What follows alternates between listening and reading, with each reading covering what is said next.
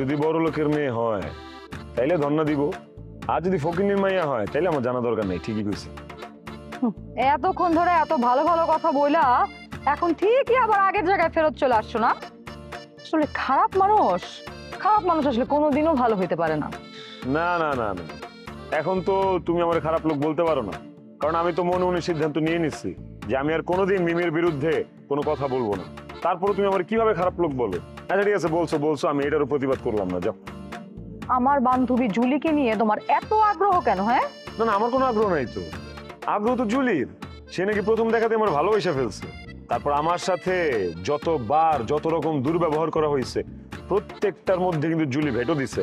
তার মানে কি আপনাকে জুলি নিষেধ করছে, অথচ আপনি শুনেন নাই। আপনি আমার বিপদে ফেলানোর চেষ্টা করছেন। এই এটা একটা মিথ্যা কথা, ঠিক আছে? যা যা করছি সবকিছু দুইজনে মিলে প্ল্যান করে করছি।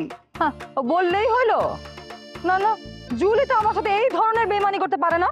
আগে জানতাম বেইমানি করে পোলা মানুষ, বেড়া মানুষ, আর এখন তো দেখতেছি মাইয়ারা বেইমানিতে পোলা মানুষের থেকে 2 ডিগ্রি উপরে। তোমার কথা যদি মিথ্যা হয় আমি তোমার এমন শাস্তি দিব তুমি কিন্তু জীবনেও ভুলবা না। শাস্তিতে আমার কোনো অরুচি নাই। যেদিন থেকে আপনার সাথে দেখা হয়েছে সেদিন থেকে তো আপনি আমার শাস্তি দিয়েই যেতেছেন। আর আমিও প্রতিবাদ করছি। হাজারো পুরুষ মানুষ হয়ে যদি ছোটখাটো প্রতিবাদ না করি তাহলে এই যে পুরো বিশ্বের পুরুষ কমিউনিটি ওটা ছোট করা হয়। হাজার হইলেও পুরুষতান্ত্রিক সমাজের মর্যাদা তো আর ধূলিসাৎ করতে পারি না। আমি যাইতেছি তো এখন জুলির বাসায়।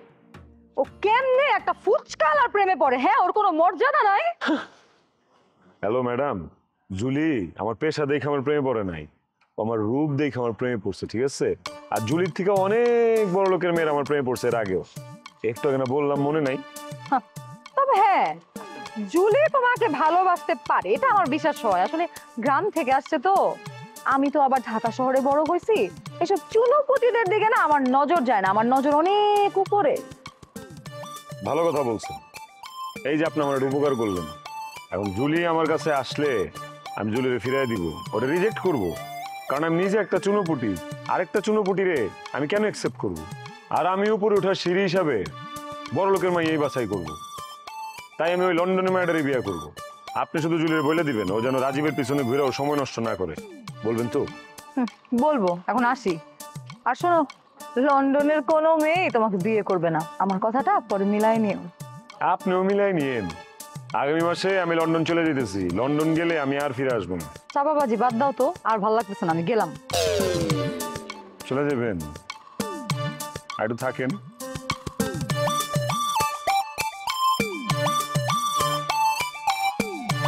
মাইয়া, তুমি আমার পায়ে ধরে এসে ক্ষমা চাইবা, মাফ চাইবা, বুঝছো? এই রাজীব রে তো চিনো না, রাজীব রে চিনবা।